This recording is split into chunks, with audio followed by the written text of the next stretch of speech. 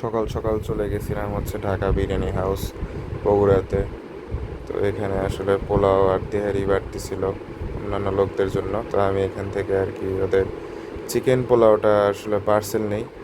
তো আসলে দেখেন এখানে পোলাও দেওয়ার পর আমাকে মনে হয় প্রথমত রান দিচ্ছিল আর কি। তো আমি রান নিতে চাইনি।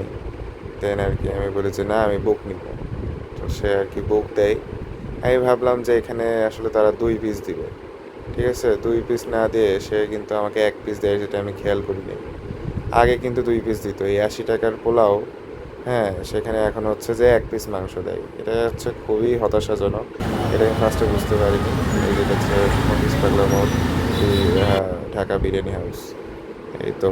তো প্রথমে আমি যখন প্রথম প্রথম খাইছিলাম তখন মনে এই করেন এক যে পিস এই মাংস পোলাওতে আসলে খালি কি 2 পিস কয়? মাংস ছিল। দেখেন এই এক আমি পিস তো ছোট জানি দুই একটা পিস মাংস মাংস দিয়ে এটা কি দেয়। খাওয়া যায়? এই এক পিস তো এটা মাংস আমার দিয়ে কাছে পোলা আশি জিনিসটা খুব টাকা খারাপ লাগছে। হ্যাঁ, আগে দুই দুই পিস পিস মাংস দিত, দিত এখন আগে, এক এখন এক পিস পিস দেওয়া তো শুরু এটা করছে। আসলে খুবই ফালতু। হতাশাজনক।